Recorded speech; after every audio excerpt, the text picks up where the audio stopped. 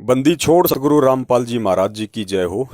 परमपिता परमेश्वर की आप सभी प्यारी आत्माओं को मुझ पवन दास का सत्साई। पुण्यात्माओं, दास को अर्जेंट में ये वीडियो बनाना पड़ रहा है क्योंकि एक ऐसी ही घटना हमारी एक बहन के साथ में जयपुर में घटित हो रही है और वीडियो को ज़्यादा से ज़्यादा आप लोगों ने शेयर कर देना है ताकि परमेश्वर की प्रेरणा से अगर संभव हो सके तो शैतानी ताकतें जाग जाएं और किसी भी तरह से उनके मन में, उनके दिल में थोड़ा बहुत रहम उत्पन्न हो जाए और उस बहन के प्रति थोड़ी बहुत संवेदना दिखाएं, एक भगत के गुण थोड़े बहुत वो दिखाएं ताकि उस बहन की और उसके परिवार की आत्महत्या करने से जान बच जाए। मामला कुछ ऐसा ही है। दास आपको आगे पूरी ऑडियो सुनाएगा उस बहन की। आपका भी दिल पसीज जाएगा कि वर्तमान में सतलोक आश्रम मैनेजमेंट हरियाणा पूरी तरह से काल भगवान के वशीभूत होकर केवल माया प्राप्ति के पीछे ही पड़ा हुआ है। उसे भक्तों का दुख, दर्द, परेशानियां कुछ भी दिखाई नहीं देती सिवाय पैसों के। और 15 लाख रुपए की उस बहन से डिमांड कर दी है उसकी एक समस्या के लिए। तो वीडियो को आप लोग ज़्यादा से ज़्यादा शेयर करें ताकि संगत तक ये बात पहुँचे। और ऐसी हमारी और जो बहुत सारी बहनें हैं, बहुत सारे जो भगत परिवार हैं जो इन काल एजेंटों के चंगुल में फंसे हुए हैं, परमेश्वर की दया से आप सभी सत्सेवक भाई बहनों के प्रयास से वो बच सकें। मामला सन 2016 का है। उस समय राजस्थान के अलवर ज़िले में एक नामदान केंद्र हुआ करता था, आज भी है, और वहाँ पे कोई सुशील कुमार नाम का व्यक्ति बैठता था। वहाँ का वो कोऑर्डिनेटर था सुशील कुमार। सुशील कुमार ने अपनी बहन की शादी जयपुर में एक देवानंद भगत जी के बेटे हैं शैलेंद्र, उनके साथ में कर दी। 2016 में उनकी शादी हो गई।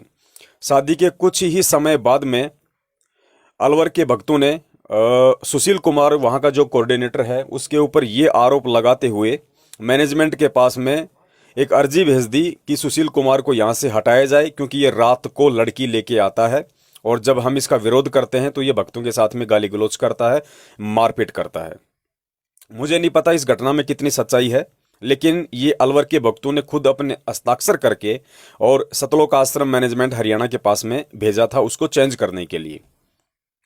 तो जब ये सारी बातें हुई उसके बाद में अब जो हस्ताक्षर जो किए थे वो जयपुर से उसने अपनी बहन की शादी की थी, उन लोगों ने भी हस्ताक्षर करके मैनेजमेंट को भेज दिए थे अलवर के भक्तों के कहने पे। तो सुशील कुमार जो कोऑर्डिनेटर था उसने क्या किया, वो जयपुर में गया अपनी बहन के ससुराल वालों के वहाँ और ये कहकर कि भाई मेरी बहन का एक बीए का पेपर बाकी है, इसको आप मेरे साथ अलवर भेज दो।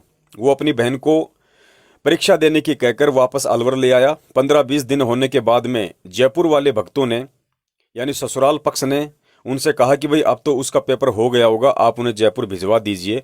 तो सुशील कुमार ने कहा कि आप लोगों को आके लेके जाना पड़ेगा और मेरे घर आने की ज़रूरत नहीं है, आपको अलवर नामदान केंद्र पर ही आना पड़ेगा।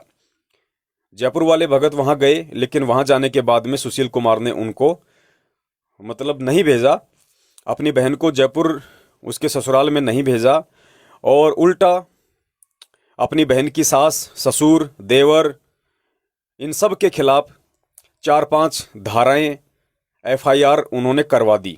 कुछ दहेज की, कुछ मारपीट की, कुछ प्रताड़ना की, कुछ ऐसी उसने एफआईआर लिखवा दी और जयपुर वाले भगत वापस जयपुर लौट आए। मामला काफ़ी समय बीत गया, आज भी अलवर की कोर्ट में मामला ट्रायल है। उसके बाद में जो जयपुर वाली जो बहन है, जो उसकी सास थी, यानी शैलेंद्र की जो माँ थी, उसने बेचारी ने मामले को शांत करने के लिए कि भाई चलो भक्तों का मामला है, आपस में बेइज्जती होगी, परमात्मा की बदनामी होगी, उसने काफ़ी कोशिशें की। इन विगत 3-4 वर्षों में 2016 से आज 2021 तक उसने बहुत कोशिश की मामले को शांत करने की, किसी भी तरह से सुलह हो जाए। उसके लिए उस बहन ने सतलोक आश्रम मैनेजमेंट हरियाणा के यहाँ पे सैकड़ों की संख्या में अरदास लगाई। महेंद्र के लड़के अमित के पास में फ़ोन किया, अंजू मंजू के पास फ़ोन किया, प्रार्थना के नंबरों पे फ़ोन किया। हर बार उस बहन को एक ही आदेश दिया जाता कि भाई ज्योति करवा दो, पाठ करवा दो, ज्योति करवा दो, पाठ करवा दो। राजस्थान के स्टेट कोऑर्डिनेटर प्रकाश माली के पास में तो इतनी अर्जी लगाई उस बहन ने जिसकी कोई हद नहीं। हर बार ज्योति पाठ, ज्योति पाठ, ज्योति पाठ कि जयपुर के नामदान केंद्र पे ज्योति पाठ। और पुण्यात्माओं, आज मामला यहाँ तक आ गया कि बहन को अपनी ऑडियो बनानी पड़ी किसी भगत भाई के साथ में। वो उस बहन का रो रो के ये कहना है कि भगत जी, अगर ये परमात्मा का ज्ञान अगर मेरे पास नहीं होता तो मैं कब की इस भक्ति मार्ग को छोड़ चुकी होती। इन भक्तों के आचरण को देखते हुए, इस मैनेजमेंट के कुकर्मों को देखते हुए, इनके आचरणों को देखते हुए रो रो के वो बहन अपनी व्यथा बयान कर रही है कि आप जयपुर नामदान केंद्र का, जहाँ के प्रहलाद जी जहाँ के नामदान संचालक हैं, वो कह रही है कि जयपुर नामदान केंद्र पे जाके भगत जी आप वहां का रजिस्टर देख लीजिए। 1 लाख से ऊपर का तो मैं पाठ पाठ करवा चुकी हूं, ज्योति की तो कोई गिनती नहीं है। 1 लाख से ऊपर का, और मैं तंग आ चुकी हूं पाठ करवा करवा के। अब मेरा विश्वास उठने लगा है और मेरी स्थिति यहां तक आ गई है कि मैं कब आत्महत्या कर लूं मुझे कुछ नहीं पता। हम लोग बिल्कुल रोड पे आ चुके हैं, दाने दाने को मोहताज हो चुके हैं। और अंत में जब मैंने रो रो के गुरुजी के परिवार के पास अरदास लगाई तो गुरुजी के परिवार ने कहा कि हम मामले को शांत कर देंगे, हम आपका आपस में सुलह करवा देंगे, लेकिन इस एवज में आपको 15 लाख रुपए देने पड़ेंगे। पुण्यात्माओं, 15 लाख रुपए की डिमांड गुरुजी के परिवार ने, सतलोक आश्रम मैनेजमेंट हरियाणा ने उस बहन से, जो बिल्कुल निर्दोष है, जिसका कोई दोष नहीं है किसी भी प्रकार का, उस परिवार से सुलह करने के लिए 15 लाख रुपए की डिमांड आज वर्तमान में उन्होंने रखी हुई है 2021 में। अब वो बहन कहां से 15 लाख का इंतजाम करे और क्यों करे? आगे आप उस बहन की खुद की ऑडियो सुनिए, मुझसे पूरी ऑडियो नहीं सुनी गई। आप अगर सुन सके हैं तो सुनिए। और आप भक्तों के भी अगर आत्मा में थोड़ा बहुत यदि परमेश्वर का ज्ञान समाया हुआ है, अगर आप लोग यदि जीवित हैं, तो मैं निवेदन करूंगा कि इस ऑडियो को आप जी जितना हो सके उतना इस वीडियो को शेयर कीजिए, अपने हर ग्रुपों में शेयर कीजिए, फेसबुक के हर ग्रुपों में शेयर कीजिए जहां जहां हमारी संगत जुड़ी हुई है, ताकि लोगों को हकीकत का मालूम पड़े, लोगों को सच्चाई का मालूम पड़े कि किस कदर परमपिता परमेश्वर सतगुरु रामपाल जी महाराज जी को बरवाला कांड के तहत जेल में करवा के आज उन्हीं की आड़ में ये एक शैतानी ताकतों के अधीन होके ये काल एजेंट सतलोक आश्रम मैनेजमेंट हरियाणा, ये स्टेट कोऑर्डिनेटर, ये फर्जी नामदान केंद्र वाले, ये गुरुजी के परिवार वाले, बेटा बेटी किस कदर एक भेड़िए की भांति बेचारी भोली भाली संगत को काटने में लगे हुए हैं। इनका मकसद केवल पैसा इकट्ठा करना है, केवल प्रॉपर्टियां बनानी है। गुरुजी जाए भाड़ में, संगत जाए भाड़ में, भक्ति जाए भाड़ में, हमें केवल पैसा चाहिए, पैसा। तो पुण्यात्माओं, जो बर्ताव वर्तमान में ये सतलोक आश्रम मैनेजमेंट हरियाणा संगत के साथ कर रहा है, ऐसा बर्ताव आपको जगत में भी देखने को नहीं मिलेगा। जगत के अज्ञानी लोगों से भी कितने गए गुजरे किस्म के ये व्यक्ति हैं। तो सावधान आपको भी हो जाना है। हम तो पिछले 7 साल से चिल्ला ही रहे हैं, लेकिन जब तक ऐसी घटनाएं आप लोगों को सुनने को नहीं मिलेंगी तब तक आप लोग अंदर से जागोगे नहीं। इसलिए आप लोगों को जगाने के लिए, बाकी सोई हुई संगत को जगाने के लिए, कि वर्तमान में इस धरती पे यदि कोई शैतान का एजेंट है जीते जागते रूप में, तो सतलोक आश्रम मैनेजमेंट हरियाणा है। और आप सभी ने गुरुदेव की हिसार जेल से बाहर आने तक चाहे लगे 2 साल, चाहे लगे 5 साल, सावधान रहना है। एक नया पैसा भी दान धर्म ज्योति पाठ के नाम पे इनको नहीं देना है। इनके किसी भी नामदान केंद्र पे नहीं जाना है। किसी भी इनके फर्जी आश्रमों में, चाहे भिवानी हो, चाहे मुंडका हो, चाहे रोहतक हो, कहीं भी नहीं जाना है। गुरुदेव के जेल से बाहर आने तक आपने केवल अपनी भक्ति करनी है, अपना रोजी रोटी के लिए जो कर्म है वो करना है। 10वें अंश का पैसा निकाल के अपने अकाउंट में रख दो या अपने घर में रख दो, बाकी किसी भी कुपात्र को 1 रुपया मत दो। आज देखिए खुद वो बहन इन परिस्थितियों से जूझ रही है, और कहीं ना कहीं गलती उस बहन की सिर्फ ये रही है कि उसने अनजाने में पहले इन कुपात्रों को दान किया। और गुरुदेव कहते हैं अगर कुपात्र को दान करोगे तो दोनों को परिणाम भोगना पड़ेगा। तो वो बहन तो अपना परिणाम भोग ही रही है, उसके बावजूद भी उस बहन की बुद्धि नहीं खुली, और ये घटना घटित होने के बावजूद भी उसने अपनी गलतियों पे चिंतन मनन ना करके आज कम से कम 1.5-2 लाख रुपया ज्योति पाठ के नाम पे उस मसले को हल करने के लिए उसने और इनको पात्रों को देके वो पाप की भागन बन बैठी।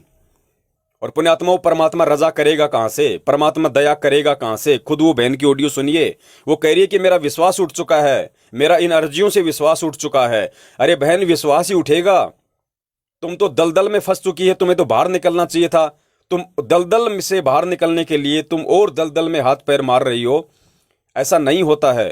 और पुण्यात्मा इसका परिणाम ये बहन आज भुगत रही है। अगर आप लोगों ने भी अगर बचना है, आप लोगों ने भी अगर सावधानी रखनी है और इस बहन की तरह यदि दलदल में अपने आप को फंसाने से बचाना है, तो एक ही उपाय है, गुरुदेव के ज्ञान को आधार बनाओ। किसी भी कुपात्र को 1 रुपया दान मत करो, क्योंकि सुपात्र केवल सतगुरुदेव है। सतगुरुदेव जी के अलावा ज्योति पाठ दान धर्म का पैसा किसी भी व्यक्ति को दे हुए, चाहे उनके बेटा हो, बेटी हो, भाई हो, बंधु हो, आप लोग उल्टे परेशानियों से गिरोगे। इसका जीता जागता परिणाम ये जयपुर की बहन है। सुनिए इस बहन के मुख से सारी उसकी व्यथा, और उसके बाद मैं निवेदन करूंगा जितना हो सके वीडियो को शेयर कीजिए। सत साहिब बंदी छोड़ सतगुरु रामपाल जी महाराज की जय हो। में डाल दिया था उस केस को। अब वो समझौते में उसने स्पष्ट मना कर दिया कि पार्टी ने, उसने खुद ने भी मना कर दिया कि हम समझौता नहीं करना चाहते। अब अगर जी मेरे पास क्या बचा, मालिक के पास में रोज अर्जी लगाती हूँ, खूब अर्जी लगा ली। भक्तों के पास में खूब मतलब अर्जी लगा ली, मालिक फिर वहां तक पहुंच गई, हरियाणा तक पहुंच गई, ऊपर तक पहुंच गई भगत जी। और अमित भगत जी, वो उनके भाई हैं, वो भगत जी, और वो मंजू अंजू भगतमती, और राजस्थान का कोनी तल की तो गिनती है, राजस्थान कोनी तल की तो गिनती नहीं कितनी बार अर्जी लगाई है। अच्छा।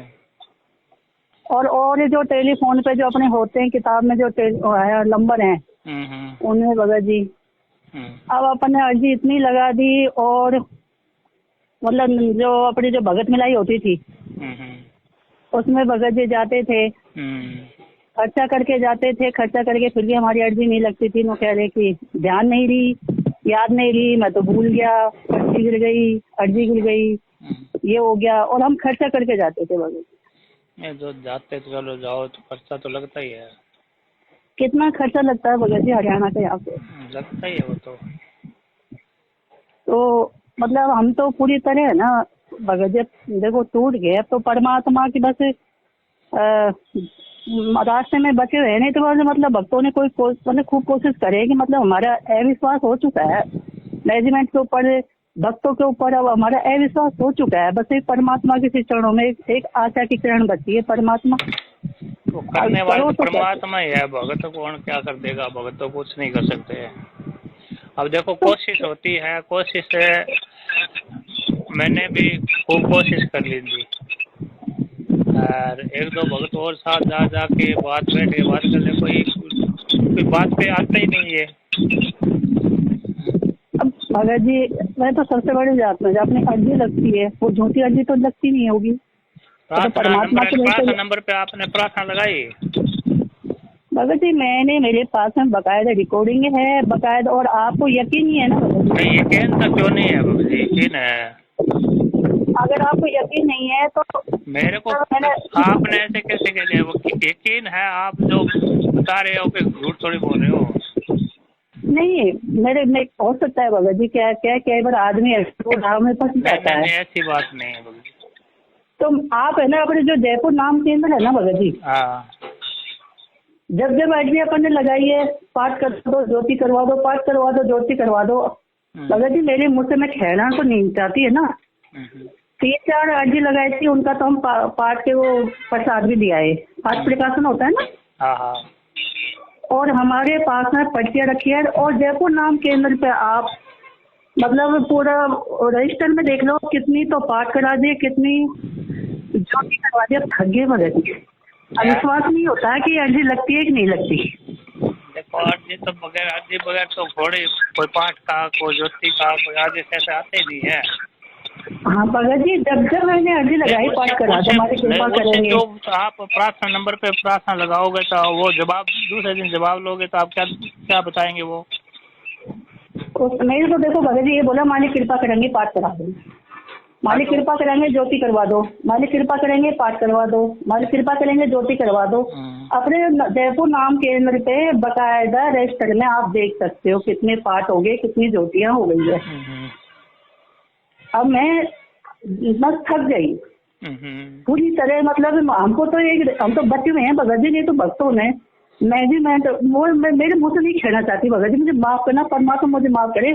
हमको मरने के लिए मजबूर कर दिया इन लोगों ने, हम तो बस बच रहे हैं। बस इस तरह से मजबूर किया है भगत जी, इस तरह से मतलब हमको हंसे हमारे ऊपर भगत, हंसे भगत जी।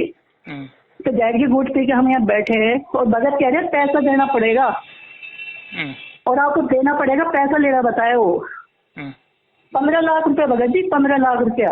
अच्छा 15 लाख रुपया कह के गए भगत, बकाया था। अच्छा हाँ तो काय का मतलब देना भगत हम पड़ेगा? तो हंसते कोई हैं जुर्म थोड़े कर दिया हमने, 15 लाख देना पड़ेगा, काय का देना पड़ेगा? भगत जी। मैं मेरे मुंह से नहीं कहना चाहती, इसको लाखन से तो ऊपर तो पाठ हो गया। ज्योति की अलग, ज्योति की गिनती आप है ना, नाम के पर बकाया है, रजिस्टर में एंट्री है। अगर एक ही मतलब मैं झूठ बोलती हूँ, मेरे पास पर्चियां हैं, अगर वो वहाँ पे झूठ बोलते हैं ना तो भगत जी मेरे पास पर्ची है, बोलेंगे मेरे पास पर्ची है। 4-5 का मैं पावर ले आई हूँ। तो वो प्रसाद आता है, एक बार तो मतलब 2-3 बार तो मुंडका से लेके आई थी, 2 बार मैं भिवानी से लेके आई हूँ। तो मतलब वो पावर मतलब प्रसाद मिलता है परमात्मा का, पाठ की काफी। तो वो पर्ची तो मेरे पास नहीं है भगत जी, बाकी का तो सारी एंट्री है यहाँ पे। नहीं वो एंट्री मैं थोड़े देख रहा, एंट्री से अब थोड़ी पूछ रहा हूँ एंट्री की और की।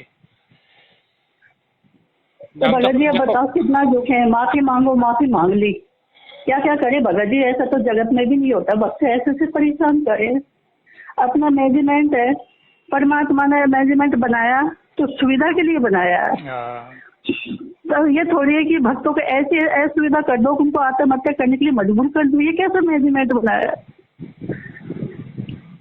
आज मेरा बच्चा है जो घर से निकल गया, सारे भगत हंसते हैं, क्यों हंसते भगत है? भगतों को तो साथ देना चाहिए। भगत यहाँ से सारी बात पूछ जाते, वहाँ से जवाब नहीं देते कि वहाँ पे क्या हुआ। अब देखो सब तरह से कोशिश कर ली भगत जी, मैं तो थक गई। दिया जी वो से यूँ बोले कि अर्जी लगा दे, मैं कि दिया जी मैं तो लगा के थक चुकी हूँ, मैं कोई अर्जी नहीं लगाऊंगी अब। और मैं अब भगत जी मैं तो सही कह रही भगत जी, अब मैं है ना भूख, मतलब मैं भूखी रहूंगी परमात्मा के चरणों में जब तक मुझे परमात्मा। अब मैं दिया जी से ये करूँ 10-15 दिन अगर मेरे को परमात्मा के हाथ से नहीं आया ना तो मैं परमात्मा के धरने पे बैठ जाऊंगी भूखी। परमात्मा वैसे भी तो मरे हम, फिर भूखी मरूंगी भगत जी, सच में सच्ची कह रही हूँ। मैं अन्न दाना नहीं खाऊंगी, मैं भूखे थोड़े मरने देते हैं। मैं भगत जी मैं बैठूंगी, मैं परमात्मा के चरणों में जोर दिला के बैठूंगी वहां, जब तक मुझे न्याय नहीं मिलेगा तो परमात्मा अन्न का दाना गिनाई नहीं करूंगी। मेरे साथ में सुना सर, मैनेजमेंट ने भी अन्याय किया, सब जयपुर के भक्तों ने अन्याय किया है मेरे साथ में, होने वाले भक्तों ने मेरे साथ अन्याय किया और मुझे हर तरह से लूटा गया वो यदि हर तरह से। मैं हर तरह से परेशान हो रही हूँ, कोर्ट केस में तो कोर्ट केस में परेशान हो रही हूँ, हर तरह से परेशान कर रखा। ये कौन सा न्याय है परमात्मा का? मैं परमात्मा के मैं भूख हड़ताल करूँगी परमात्मा के चरणों में, परमात्मा ग्रहण नहीं करूंगी। मैं दिया जैसे कह दी मैं 20 दिन दे रही हूँ तुझे, दिया दी तो कुछ करे तो 20 दिन के बाद में मैं परमात्मा के चरणों में बैठूंगी। मैं ग्रहण नहीं करता, मर जाऊँ, क्योंकि मेरे साथ में अन्याय हुआ है भगत जी, मेरे साथ अन्याय हुआ है भगत जी। मेरा बच्चा इतना टेंशन हो रहा था भगत जी, बहुत है ये सारा भगत जी। हम बस बचे हुए हैं भगत जी, सब बचे हुए हैं। हमको सारे जयपुर के भक्तों ने कर रखा है हमारे ऊपर भगत जी। मैं तो जाना छोड़ दिया भगत जी, सत्संग में पुस्तक सेवा में सब जी जाना छोड़ दिया भगत जी। नफरत होती है भक्तों के नाम से भगत जी, मालिक मुझे माफ करना परमात्मा, मुझे नफरत होती है मैनेजमेंट के नाम से, मुझे नफरत होती है भक्तों के नाम से। इससे बड़ा तो जगत अच्छा है भगत जी, जगत अच्छा है भगत जी, जगत कम से कम न्याय तो करता है, सच तो बोलता है कम से कम। भगत जी बहुत गलत है, भगत जी बहुत गलत हो रहा है, भगत जी बहुत गलत हो रहा है, ये सरासर अन्याय है भगत जी। मैं बात करता हूँ क्या करते हैं मैनेजमेंट से, मैं बात करता हूँ भगत जी। आप बकायदा मैं ना आपसे अब तक जो भी बोले बना, आपसे नहीं हर भक्तों से जहाँ भी बोला 16 आना सच बोला है भगत जी। नियम पे, परमात्मा के एक एक नियम पे चल रही हूँ भगत जी। क्यों हमारा सुल्तान हो जाए परमात्मा? हमने उसको जाने के लिए मना नहीं किया परमात्मा, हमने उस बेटी को दुख ना दिया परमात्मा, हमने कुछ लिया नहीं परमात्मा, हमने कुछ नहीं किया, वो नीट जात बात कुछ नहीं देखा परमात्मा। अंधविश्वास हो के आपके चरणों में आपके नियम का फॉलो किया परमात्मा, सुना कर दिया क्या? बिल्कुल किया है, बिल्कुल किया है।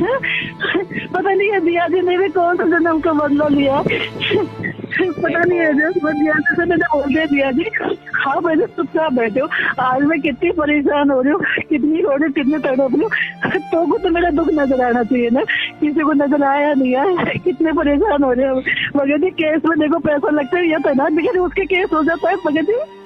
हाँ हाँ, पैसे बगैर केस में और क्या कोई आमदन थोड़ी होती है। और ये